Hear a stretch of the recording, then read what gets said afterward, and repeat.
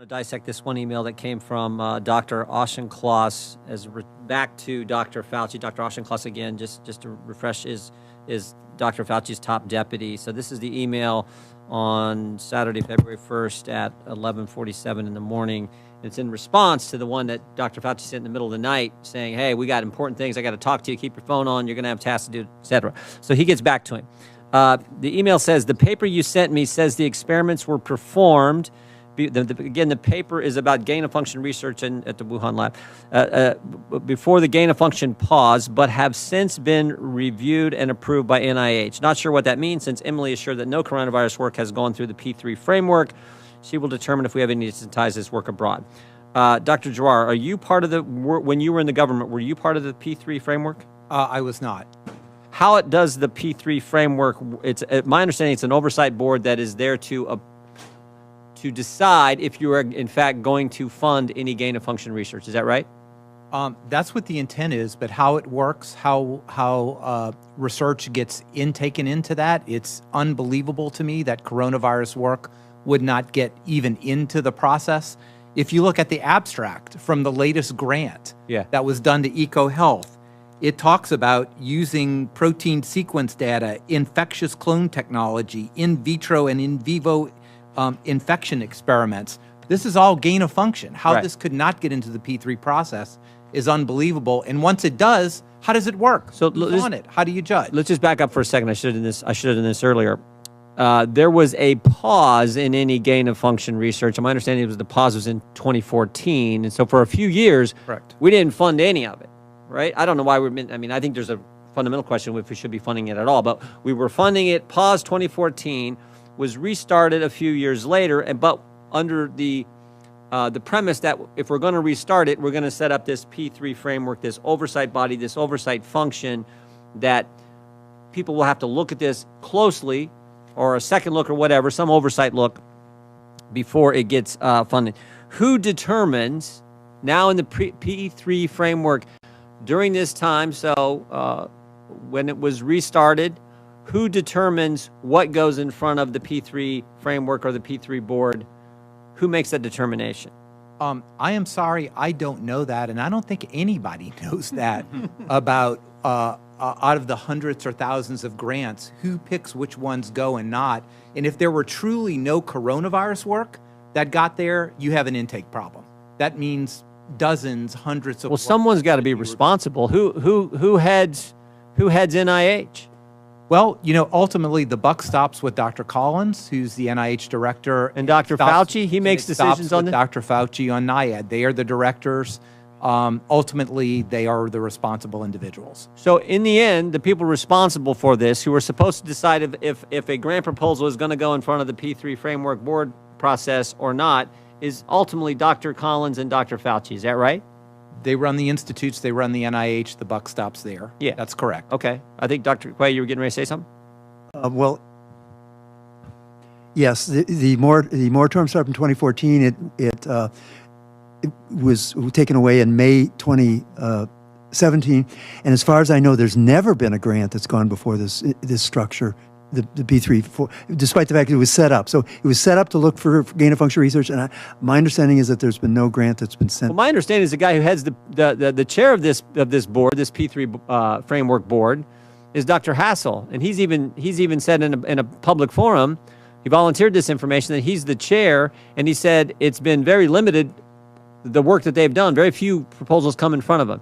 But I think maybe the big takeaway for us today is the people responsible for making these decisions, Dr. Collins, Dr. Fauci, we invited them, they wouldn't come.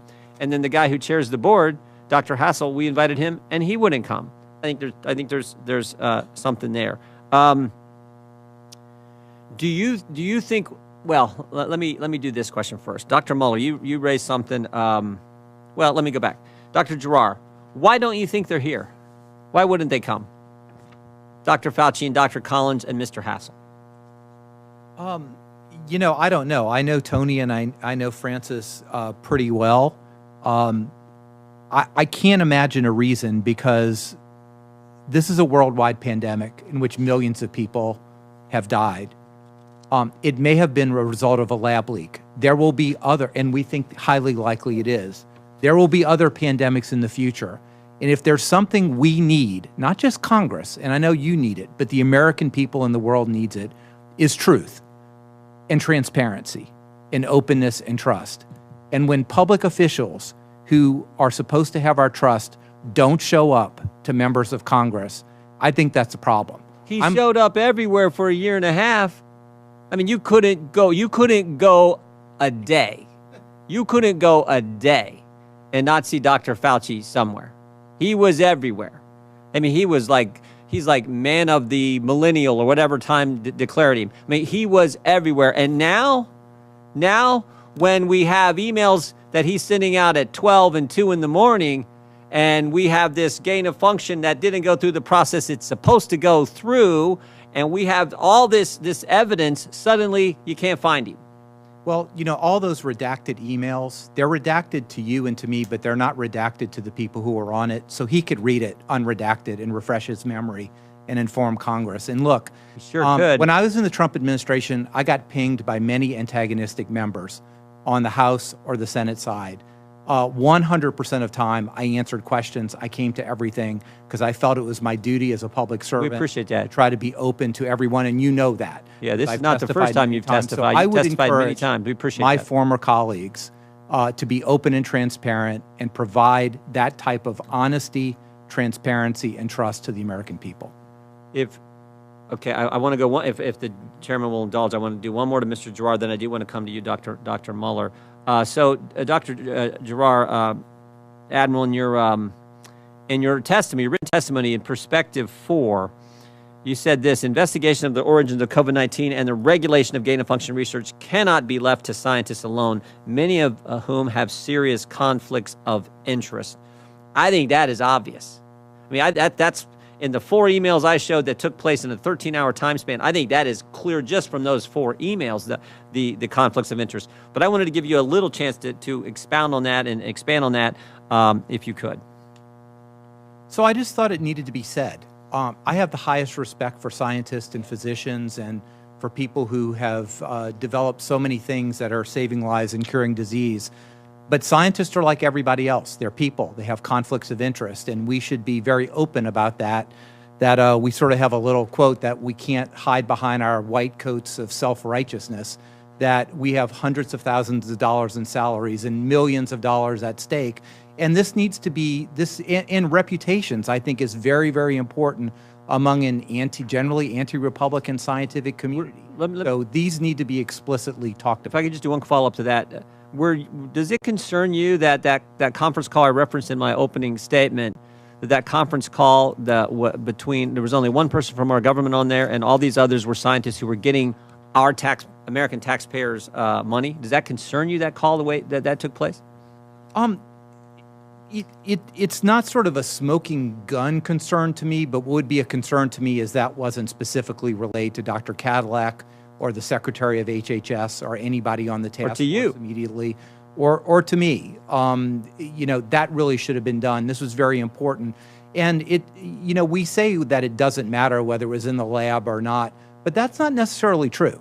If we would have known it were a lab-derived bug for which they probably had years of work, it might have appreciably helped our countermeasures, how we go about understanding whether it could be asymptomatic or not. So this was critical. And I think that email, all that blacked out spots needs to be, maybe we don't need to know it, but Congress needs to know it and understand it. Sure do. Okay, finally, if I could, thank you, Mr. Chairman, for your indulgence. Dr. Mueller, in the close of your opening statement, you said that people were afraid. You talked to people in the research community, in your community, who were afraid to be doing any research that might expose the truth that this came from a lab because they were concerned about getting blackballed from China. Is that right? You said something to that effect? That's pretty close. I'm not sure that they were convinced. They didn't want to be involved in that kind of investigation. How that investigation would turn out, they weren't sure. But yes, there were other reasons too. When people learned I was going to come here, I live in Berkeley. I get lots of advice. I get advice not only from my friends and colleagues in Berkeley, but I get advice from all around the country. Yeah.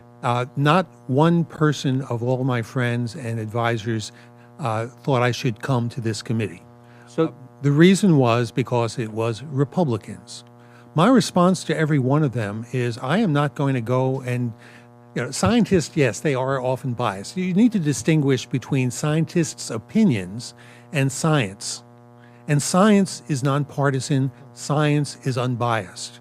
I came here and I told all them I was going to come here and I will talk to anybody. yeah. And I want to present science because I think in this case, the science by itself carries the argument. I don't want you to ask me for my opinions on Right. things. If I stick to the science, then I can defend myself against my friends. The chairman just refreshed my memory. He said the words you used were enemies of China, I think you used, when anyone who would be doing research that would go against the evolutionary theory of this was going to be somehow attacked. But it wasn't just China. This is my point. It was everyone. Dr. Fauci was against doing that. The media was against. If you did that, big tech went against. Everyone went against the people who were actually, as it turns out, focusing on the truth. That is a scary thing for our country, and it goes right to your point. That's about opinions and politics, not about science. And that is what has happened, what did happen for the last year and a half. And my point that I made in my opening statement was, and Dr. Fauci, I believe, based on what I showed you all, I believe knew that from the get-go and was misleading the American people. And again, maybe I'm wrong, but he could have came here and answered my questions. Another quick anecdote. In September, when I called a virologist at a national laboratory and said, I was soliciting some help. This was before I met Dr. Quay. I was soliciting some help on this issue. He said, no, I'm not going to touch that. I'm not going to recommend anybody touch that because it would help the reelection of Donald Trump. Yep. So it was a political issue for some of them. Yeah. Well, thank you, Dr. Mueller. Again, thank you for